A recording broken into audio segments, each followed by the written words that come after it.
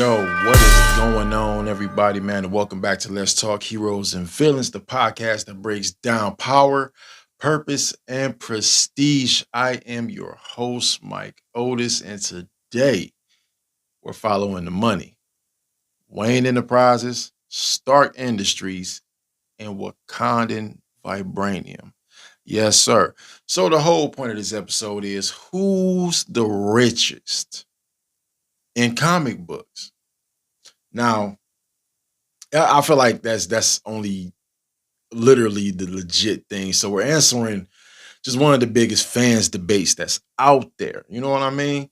Who's the richest in you know what I'm saying, in comic books between Batman, Iron Man, and or Black Panther? You know what I mean? And so we're going to get into it. So let's talk numbers, let's talk business, and let's find out who really sits on top of the superhero stock exchange, if you know what I mean on that. We're going to talk about that. So I think it's only right that we talk about, let's start with cold hard cash, if that makes sense to y'all. Cold hard cash, estimated net worths, both canon and real world calculations. I feel like that makes sense. So first, who we're gonna start with? I feel like it's only fair that we start with Batman, Bruce Wayne. His estimated net worth is $100 billion. You heard that correctly. Bruce Wayne net worth is $100 billion. The source, Wayne Enterprises, obviously. A conglomerate spanning tech, medical, defense, energy, and infrastructure. So we also have to discuss assets, where we have Batcave tech, Batmobiles, drones, satellites, real estate, private jets. That's Batman. If we're talking net worths, y'all, net worths. So next we have on the list, we got Tony Stark, aka Iron Man. We already know how that situation is about to go, right? So we're going to talk about his net worth. What's his net worth compared to Bruce Wayne's? Tony Stark's net worth is $80 to $100 billion. Now that's literally pretty much the same thing. It's the same thing. When we're discussing, who has the most money in comics. You feel me? But we got to also talk about the source, the same as Batman. The source is Stark Industries, global leader in weapons, tech innovation, and clean energy. That's what Tony Stark stands for. Obviously, if you're a comic book reader and you know enough about Tony Stark, you know exactly who he is and how he started off his business in order for him to become Iron Man in the first place.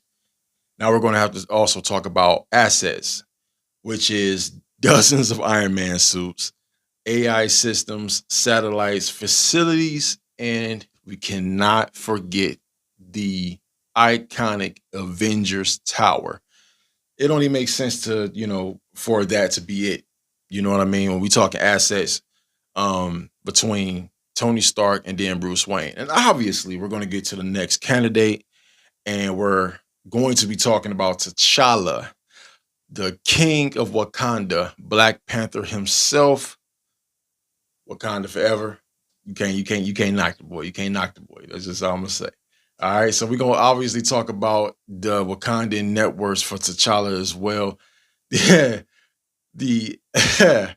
I'm kind of lost for it a little bit. I'm lost for words a little bit, but the estimated net worth is incalculable. Period. It's worth trillions of dollars. So it's obvious that Black Panther is the richest amongst the three. I mean, obviously the other two, including himself. Wakanda is just that. It's just, man, it's a whole freaking country. You know what I'm saying? Like, let's keep it real in there. So we're gonna keep it fair still and talk about what the Wakandans do, as for what T'Challa does with his money. So we're going to talk about the source. Obviously, Wakanda. Obviously, the only country with vibranium worth $10,000 per gram. Do you hear me? $10,000 a gram. Worth a gram of $10,000 a gram. Wakanda controls over 10,000 tons of vibranium. Let me say that again for y'all who did not hear it in the back. 10,000 tons of vibranium. Do you hear me? Okay. Now we got to talk about the assets that T'Challa has. Obviously, vibranium reserves, futuristic technology, energy systems, and complete national control. Boy, y'all know what I'm saying? That's a big deal. That is a big deal. You know what I mean? So that's why I was like, I mean, we can get there. You know what I'm saying? We can get there. You know what I'm saying? But that's exactly what's going on, people. You know what I mean? So the verdict, obviously, net worth alone, just net worth only. Obviously, Black Panther is by far the wealthiest, not just as an individual, but as a king of a hyper advanced nation. Do you hear me? As a king of a hyper advanced nation of Wakanda. Beast mode. So we're also going to move on to business empires and resources. You know, so let's look at what they control and how they run their empires, if that makes sense to you guys.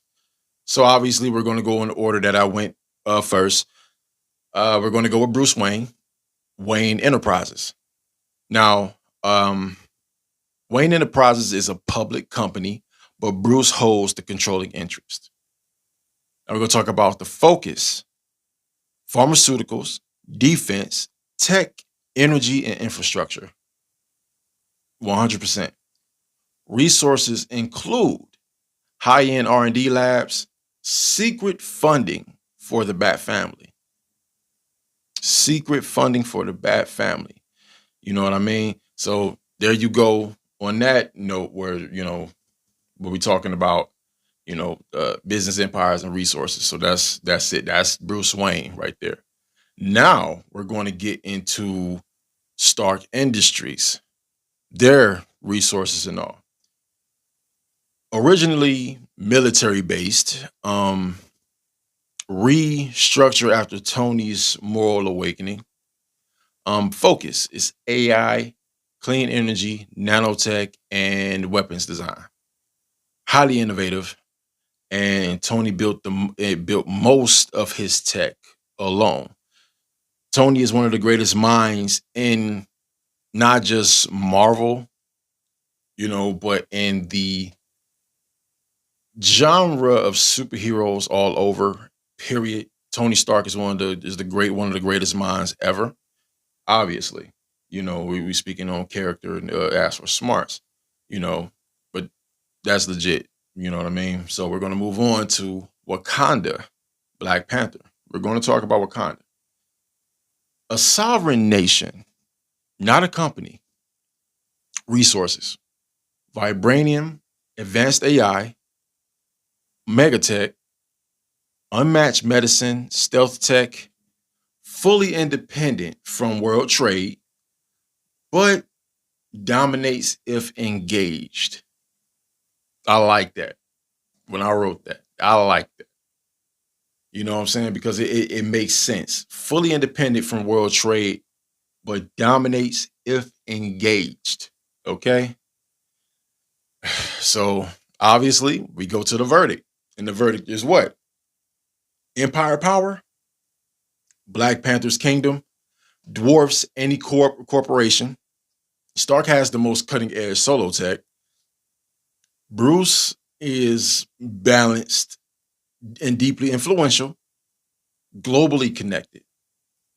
That's understood, So where I guess if we're talking about it, I guess it makes sense to put all three of them inside that thing. But obviously, but like I said, Black Panther literally dwarfs any corporation. That's just it. That's it. That's all. You know what I mean?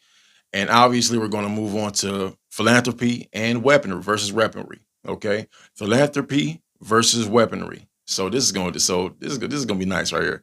So how do they actually use their wealth? You know what I'm saying? How do they actually use their wealth? If we're discussing philanthropy and weaponry, Bruce Wayne funds orphanages, shelters, city repairs, has secret fail safes for nearly every hero and villain, which one of the reasons why I admire Batman to the 100% fullest. I'm not against him having a contingency plan for everybody. Like, I don't give a damn.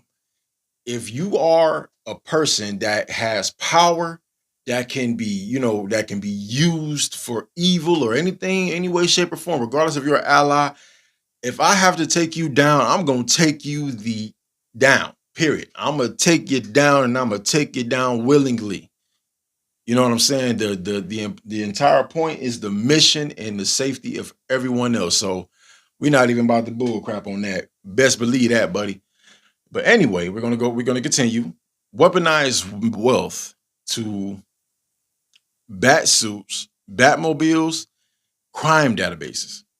You know what I'm saying? Very ground level impact. You know what I'm saying? Very ground level impact. And I appreciate that 100% for um Bruce Wayne, for Batman itself. So that, again, that's philanthropy and weaponry. Now we're going to move on to Tony Stark. We have for him inverted clean arc reactor energy, donates to STEM causes and disaster relief. Also creates next level weapons, satellites, and AI defense systems. hmm I like that. Tries to fix what his weapons once broke. That's just him. You know what I mean? He try to rewrite his wrongs. I'm pretty sure that's anyone who did a lot of messed up things in their life that wants to do better, that does not want to continue on doing bad things. You want to sit up here and be great at what you do and do the right thing toward it. So, but anyway, we're gonna move on. Now we're gonna move on to T'Challa. He uses the resources to elevate Wakanda while slowly opening it up to the world, which is a big mistake in my part. Built Wakandan outreach centers. I get it, but still a big mistake on my part. Provides advanced medical and defense technology to allies and maintains the most ethical use of resources globally. Smooth. Hey, I'm a stand on what I said. I feel like when the Wakandans decided to open up the country to the rest of the world, that's when shit went downhill. I'm just gonna tell y'all the truth. That's where everything went downhill because you got so many greedy people out here, evil and anything. They're going to try to take your resources because they feel like they can, because they feel like they're quote unquote number one in the game.